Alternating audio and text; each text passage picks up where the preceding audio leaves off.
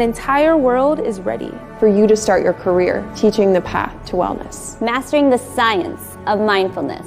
And the art of coaching. To help clients achieve mental, emotional, and physical betterment of life. Through movement, nutrition, recovery, and regeneration. Because impacting one person impacts a family. Impacting a family impacts a community. And impacting a community impacts the world. Become an NASM certified wellness coach.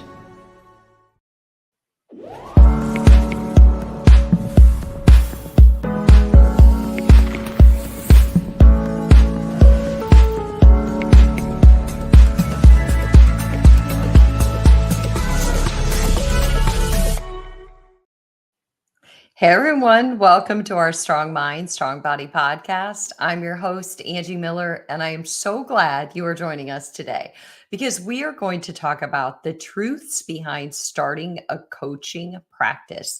And we all know that NASM has the Certified Wellness Coaching Program, and we know that coaching is such a powerful and pivotal role in how we work with our clients. But starting a coaching practice can be challenging, right? We can meet some obstacles that we might not even know are going to come up if we're new to this coaching practice. But it's one of the best ways as a coach to help our clients reach their fullest potential. So I have Kari Schwear. She is an executive life coach, and she is the founder of GrayTonic. She is my guest today because Kari is a renowned coach, and I respect the work that she does. And I think she's got some great insight. So she's going to give you some insight on how to get your practice up and running, but also how to avoid some of those more common mistakes. And guess what? How to make money while you are making good on your passion. So I'm going to bring you in, Kari, and have you introduce yourself. Hi, Angie. Thanks for having me today. This is such an honor to be with your listeners and to be with you today. It's going to be a great show. All right. Well, I'm excited, Kari, because I know that coaching is what you do. It's what you've made your living doing, and it is your true passion. So I feel like you have some great insight to share with all of us. And I know that everybody's going to walk away with some very user-friendly tips on how to apply this in their everyday coaching practice. So I just want to know, Kari, if you had to give us like a first step in getting your practice up and running successfully. I know you probably have many steps, but what is a good first step if somebody just finishes their certified wellness coaching program and they're like, okay, I've got this certification and I've been this trainer, this instructor, and I can't wait to put it into practice, but where do I start? Yeah, that's a great question. I remember that question for myself. Oh my gosh, I have such a great idea to start this coaching business. But where do I start? What do I do? And so I'd like to start off by saying, just start. Start putting some action into place. I mean, it's really that simple. Like the momentum will start to build. When you get very excited about what it is that you're doing, that momentum will start to like snowball. It's a snowball effect. And I like to always use the analogy of a rocket, right? Like when a rocket takes off, it needs so much fuel just to get out and up into orbit, into space. Once it's there, it's just that, and it's like 10 to 15% of the fuel needs it to keep going. Although with coaching, we still need all that fuel, but the beginning stages, it does take a lot to get going, and not to be hard on yourself. I think that's another really good tip is don't expect so much to happen all at once. It's going to take time. And if you do the steps in order, then it's going to really help you. And I'll tell you right now, having a logo and a website is not going to be your first step. Everyone wants to jump to that, like all the details of that. And I did that, and I wish I didn't spend so much energy on that. It was the other things that were more important that we can dive into. That's actually a really good just start, because it sounds so simplistic, and yet how many of us get stuck in our own head and we try to do what I call like control all the variables. Mm-hmm. I get lost in that space of trying to control all the variables. Like everything has to be perfect before I even start. So I can see me being that person. I've done that before, where I get caught up in the logo or what my tagline is going to be or how my website's going to read. And I can imagine I'm going inside your brain here, but I can imagine the reason why that's probably a mistake is because it's not really until you nuance your practice that you really Mhm. know how you should design your logo. Yeah. So one of the exactly all those things. The very first step should be honestly is to start coaching people, whether you're getting paid or not. I mean, the first few clients I had were pro bono. I did not charge them. There were people that I knew and they were people that followed me and I wanted to start coaching just to get that practice built up. Just because you have a certification on how to coach and you have all the credentials doesn't mean you actually can coach. So you start by coaching people, real people, and Yeah. understanding the real problems and the real things that they're struggling with. And that will start to give you confidence because let's face it, a lot of things that we do in the beginning of our careers, we don't have all the confidence yet because we don't have the experience yet. So be kind to yourself and just get out there and start coaching. And it doesn't mean you have to take on a client for 6 months or 3 months. It could mean you're just having an hour conversation with somebody with using the tools that you've learned and encouraging them and seeing what the progress is and following up with them. The more you do that, the more confidence you'll start to build. And then you can then start to put the other pieces of the business into play. Huh. That whole thing about doing things pro bono, I feel Mhm. like I spent so many years writing articles for free, writing blogs for Yeah. free, speaking for free. There are so many times, even at this stage in my career, where I do things quote unquote for free because I might be moving into new turf, if you will. And I know that I just want the experience. I want to get my legs, if you will. I want to feel confident in what I'm doing. And I also love that analogy about a rocket because initially it takes so much energy to Yeah. start something because we have to build the confidence. It's like we need somebody to fuel us up and then push us. And so just starting, grabbing a friend, doing a 1 hour session, that's awesome.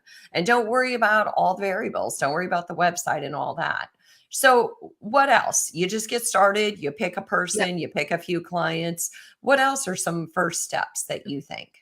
First steps for me, I'll tell you my experience. I actually worked with a coach in the very, very beginning, a business coach, and I only had a couple sessions with her. It wasn't this long, drawn out thing. We just met a few times, 3 or 4 times. And the one thing that she had me do early on, which I thought was brilliant, and I actually do this with my corporate clients as well when we're looking at new ventures for them, is first of all, start with why. Like, why do you even want to do this? Why is this important to you? That would be the first thing because if you're not connected to the reason why you actually want to do this, what is your vision? What do you see for yourself with this coaching practice? Who do you want to touch? Get really crystal clear on who it is, your ideal client or your avatar.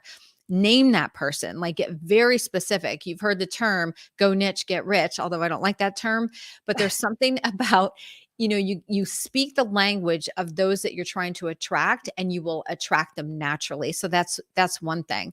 But one of the exercises that I started to say and kind of got away from is brain dumping.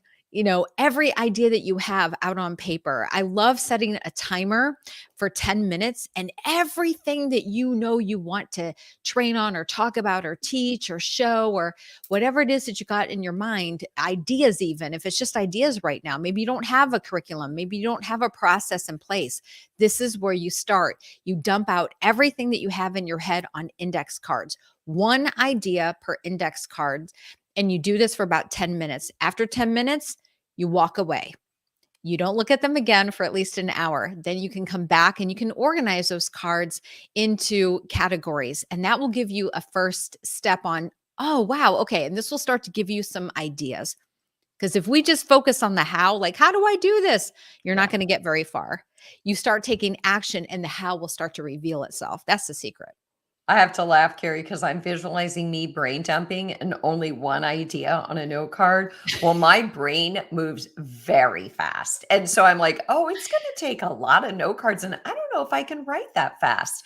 But Carrie, I just want to reintroduce you. I'm talking to Kari Schwear. We are talking about the truths behind starting a coaching practice. And already I feel like I'm like, oh, yes, I can't wait because I love the information that you're sharing. And so Kari is, and I'm Angie Miller, by the way. This is Strong Mind, Strong Body. I forgot to introduce myself, but I love that we are talking about such practical ideas because Kari, your first thing was just start. Okay. Don't overthink it. Don't get in your head. Just start. pick somebody, do it pro bono if you need to. And now you're saying, start with why. You have to know why you're doing this and who's your ideal client. And you're right. I hear all the time about niche.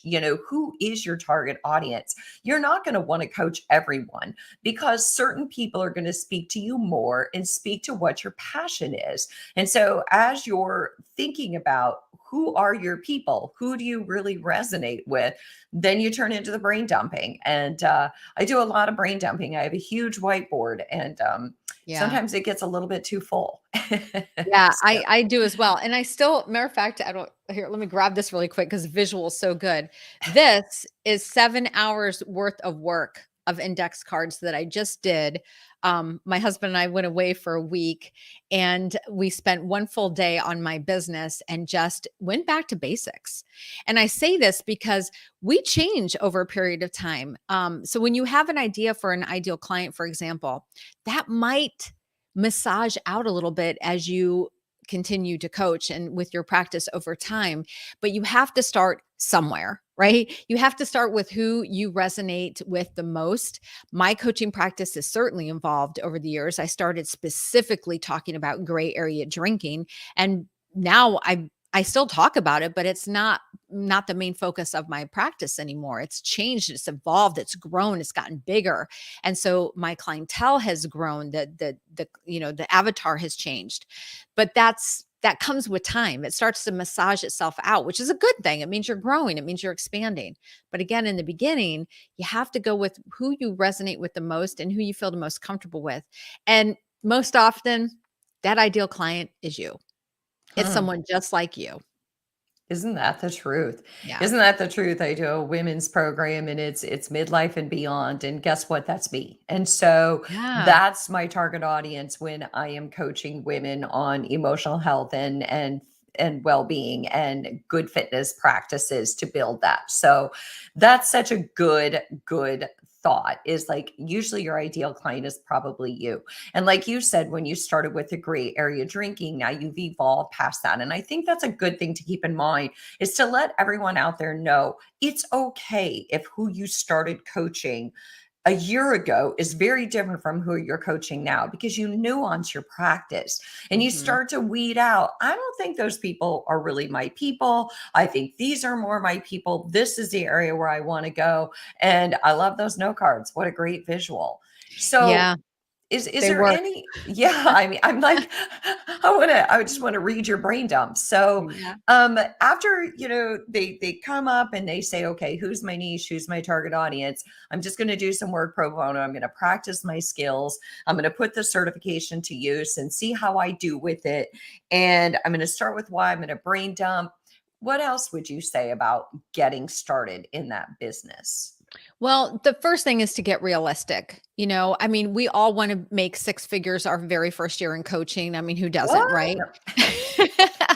And beyond, right? And you're going to see other coaches out there selling to you as a coach, like, I'll guarantee you 7 figures in just 7 days, Yes. all that stuff. It See it doesn't all the work, right? time. Yeah. It does take time. It takes patience. It takes practice. It takes falling on your face. It takes tears, and lots of them, right? I can't tell you how many times, especially in the first 2 years of business. I mean, embarrassing to say, but I literally cried at least an ugly cry once a month.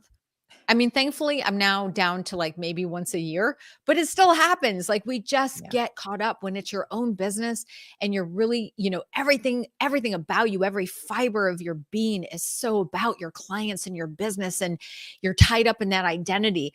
It's overwhelming at times and it gets the best of us. So you got to be patient and know that you're going to stumble, you're going to fall.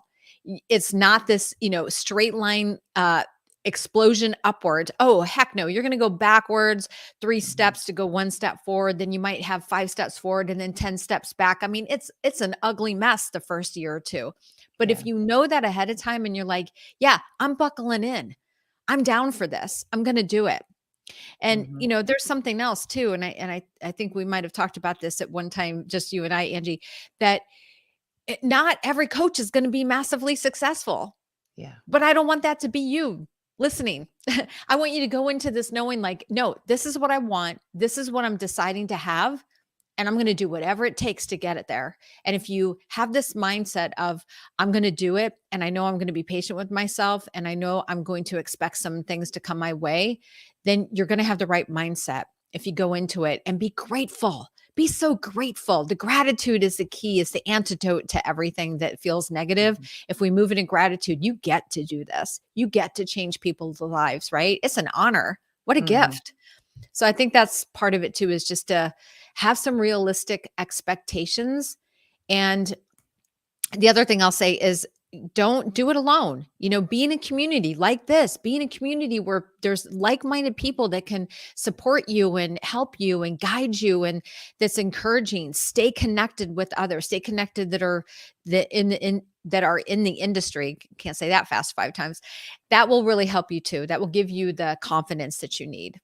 Well, and so Kari, what I really got as a step was cry big tears. No, Yeah. because in other words, allow yourself to embrace the fact that this is hard work. It's hard work to nuance your business. It's hard work to figure out your target audience. It's hard work to go through the ups and the downs. But one thing that came to me, Kari, when you were talking is, first of all, I really resonate with your passion. And that's really what I love about you, and why I wanted you to talk about this is it's passion. Passion is the driver, because if you've got that passion and you've got that will, and you know that you're tenacious enough to go through the ups and downs, you are going to be successful. And I guess I feel like success gets to be determined by any way you want to define success. If for some people, having 3 clients and doing really well with them is going to be success. For other people, 6 figures is their goal. So you get to define success, all of you coaches out there. And the other thing that I want to add to that, Kari, and I think it needs to be said, is I think as a therapist, as a coach, we have to get out of the mindset of success is determined by us fixing other people. As coaches, as clinicians, we are not here to fix other people. We are here to guide and support and collaborate and be a passenger while they drive the wheel of their car. So I hope to all of you coaches, I just want to put it out there, please don't put it on your shoulders that you're here to fix other people. People are here to fix themselves, because we are not broken. We as coaches are just guiding and supporting. So hope you don't mind me throwing that one in there. Oh no, I'm like over here with a big AM or amen. I like to think of myself, Angie, as I use this analogy a lot. I love analogies. I use analogies every chance I can. I think of myself as the bumpers in a bowling alley, right? I'm not there to push you or pull you. I'm there to guide you, and in just this constant pushing you back in the lane so you can hit the pins ahead. Coaching's all about forward progress. I get asked this question a lot, like, what's the difference between therapy and coaching? And coaching is so much about forward movement. It's about looking to the future. It's about seeing the past, but leaving it in the rearview mirror. I saw a quote the other day, which I thought was amazing, right? I'm going to start using this because I love cars. So anything I can use with a car analogy, I'll do. But it said, there's a reason why the windshield on a car is so much bigger than the rearview mirror. Right. I love that. And that's how I think with coaching. It's like we have the opportunity to claim and have what we want in life that's going to make us happy, that's going to impact other lives. And we can take what we learned from the past. What a blessing. What a gift. It's a driver. Most likely the reason why you've chosen to be a coach, just like me, is because you have a personal story attached to it. Maybe it's not you directly, but a family member, somebody close to you. Far often, that's why people go into coaching, is because they firsthand know what that person's going through. They know the way. They become the Sherpa in a sense. And you know what a Sherpa is, they take somebody up the mountain. They know they're the guide. They're the ultimate guide. That's what coaching is. And if you remember that as part of, the reason why you're doing this, that's going to help your mindset too. I like that point a lot. Yep. And I love that. I love that analogy too. And I think so too. It's forward movement. And I did a whole entire podcast on the difference between going to therapy and working with a coach. And in many, many, many ways, there's a lot of integration. I do short-term solution focused therapy. So in many ways, I do coaching. It's about kind of leaving the past behind and working toward a positive future. But there are a lot of nuances. But I love that, because a lot of us are very driven by our own stories of family, stories of hardships that we've experienced or those around us have. And so let that be your guide, and let that be the foot that puts, or the gas in your engine. So Kari, what would you tell somebody though, who is, what do you think is the hardest part? Like maybe what is one big glitch that you ran into that you didn't expect to? And before you answer that, let me just reintroduce you. So I'm talking about the truths behind a coaching practice. I'm Angie Miller. This is Strong Mind, Strong Body. I'm talking to Kari Schwear. She is an executive life coach. She's the founder of GrayTonic, and she is such just a profound coach. And I love all this information that she's sharing. So Kari, go back to you. Yeah. Well, first of all, one of the biggest stumble blocks for me was tech. The tech stuff really got to me, and I really got in a negative place with it. I mean, the website was one thing. I worked with a great web designer, get my website going, in the social media and all those things matter, right? They do matter over a period of time. Initially, no, they don't. You want to start, like I said, start coaching, start getting boots on the ground, start making the path forward to building up your skills. And then once you do, then you can have the one page, not this multi-page website like I did. One page is all you need. One offer, that's all you need. And get out and talk to people. Tell people, connect with everyone you know. Let them know what you're doing. Let them know what you're up to. Ask them, who do you know that might benefit from this? Who do you know sparks something in someone's brain? Instead of saying, hey, I just want to let you know I'm starting a coaching practice. So if you know anybody, let them know. That doesn't work. Hey, I'm starting a coaching practice. This is what I'm doing. Who do you know that might benefit? Talk to everyone. That's how you start getting clients. Have one really strong offer. Have it a no-brainer. It has to be a heck yes, all in offer. And just go for it, right? So I mentioned earlier about a website and a logo and all the assets that go with having a business. While all those are important and all those are needed, they're not needed up front. But like I said, as soon as you start getting your wheels going and things are starting to turn, then that's when you want to start implementing some of those other assets.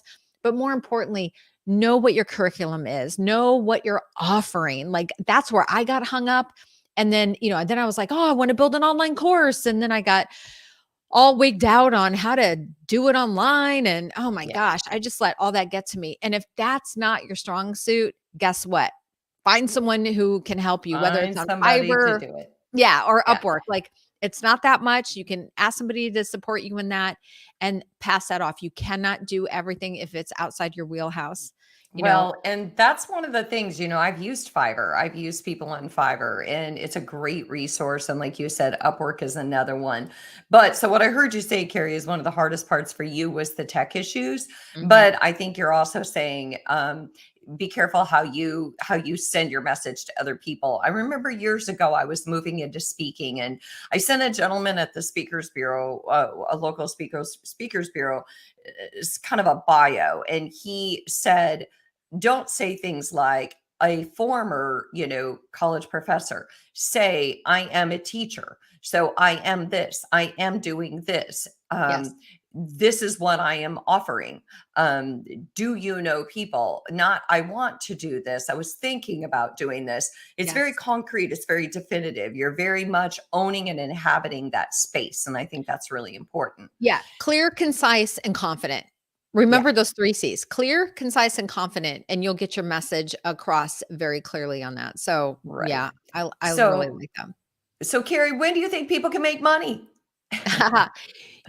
Well, I will tell you, I think you can start making money by getting yourself out there again. Don't be afraid to connect with others as much as you can. And just have a solid offer in place. You may have to start low. I mean, my prices have, oh my goodness, tripled from where I first began. And it's okay, right? You got to start somewhere. And as soon as you start, having that fee that you feel comfortable with, here's the other thing though. I really need to say this. Don't charge by the hour.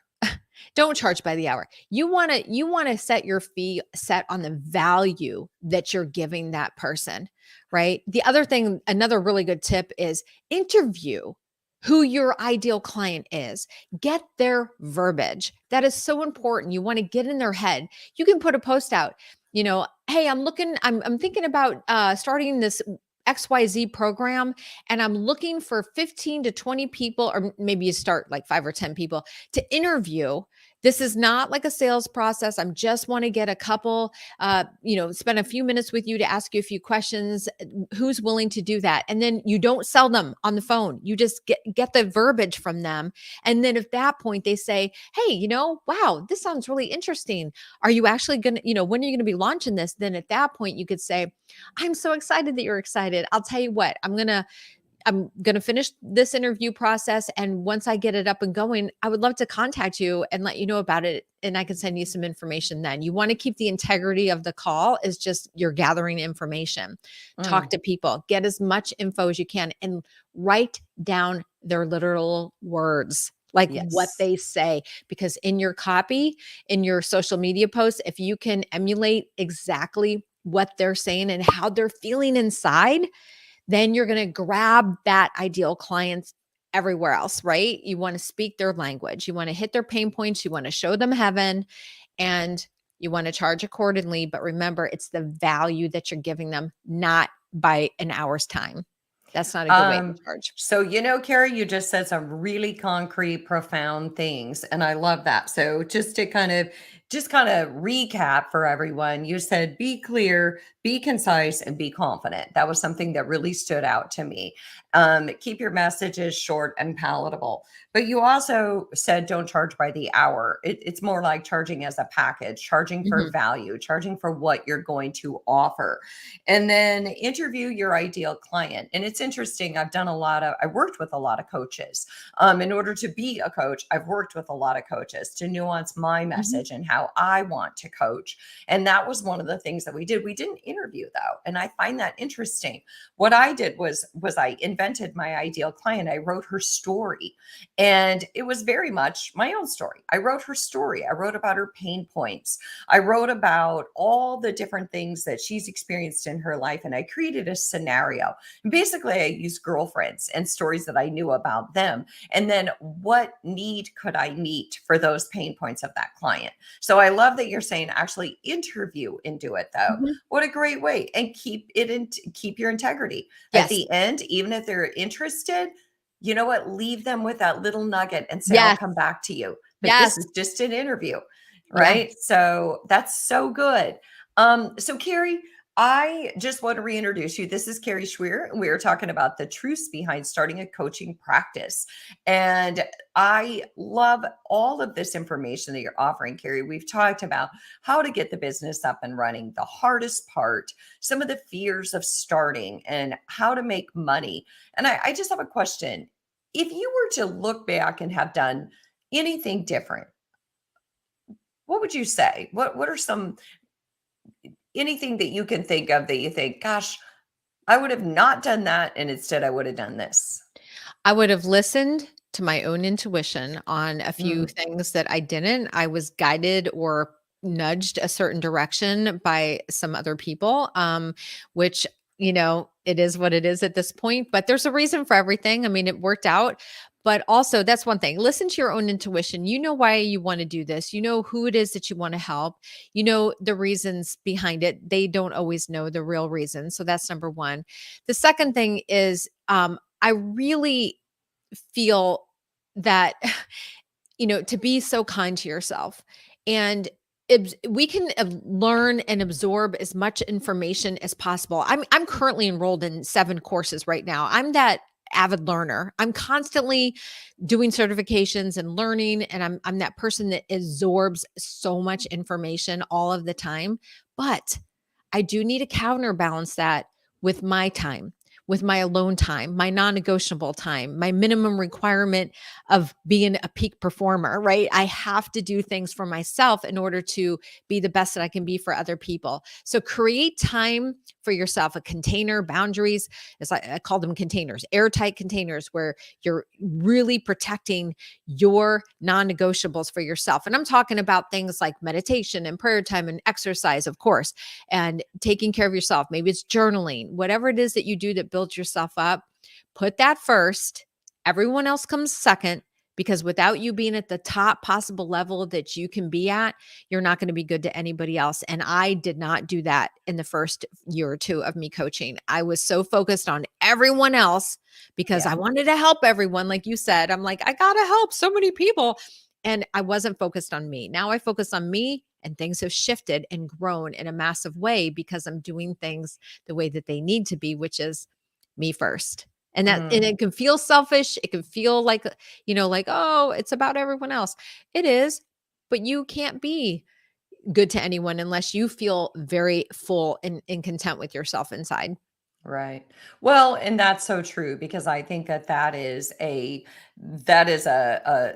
concern that faces all trainers and group fitness instructors and coaches.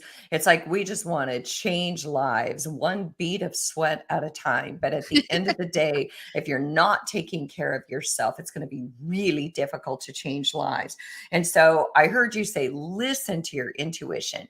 Yes, I too work with coaches. Some have helped me, some have not. But at the end of the day, if your gut is talking to you, you have to listen to your gut. And you can pour your heart and soul into this business, but do it in a way that keeps you safe and still put together so that you're not spending everything on other people because you're not going to be your best self.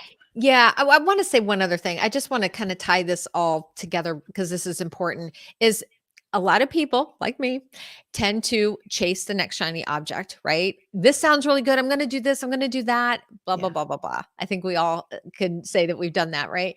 right. Do one thing, do it well, then move on to the next. That's one thing I wish I would have done a little bit differently. And just again, listen to yourself, listen to what's working well for you, and then just finish that one thing before you move on because there's so many people that are going to be coming at you with different ideas and direction. Even if you end up working with a coach that will help you. I strongly believe in coaching. Obviously, I'm a coach. Everyone on here who's a coach should also strongly believe in coaching, and not every coach is a good coach. So take your time, get into a community that works well for you. And Angie, I mean, you're an amazing person, amazing coach. They're in a right place, right? Stay connected to those that edify you and that are guiding you in the right direction. And if it doesn't feel good to you at some time, then listen to that, but do one thing at a time instead of having Yeah. your focus on so many things, because all that does is confuse you, and Yeah. confused minds don't proceed forward and they don't buy. So if you confuse your clients with your messaging, they're not going to move forward either. So clear, concise, confident. Yeah, that's such a good way to kind of settle this and put it all together because I too can chase the next shiny object. And then you know what? I get stuck. I get stuck. I can't move forward because I'm thinking about all this messaging coming in and all these different ways that I could do things. And should I do it this way? And should I do it that way? And just do one thing, do it well. Maybe that one thing won't speak to you 6 months down the road because it turns out that that one thing isn't the thing. But guess what? That leads you closer to the next thing that will speak to you. So that's such a powerful message, Kari. I'm so happy that you came on and talked about starting a coaching practice because I feel like you are the end all be all when it comes to that. So thank you so much, Kari, for coming on. Is there a way that our listeners could reach you if they wanted to reach out with any questions?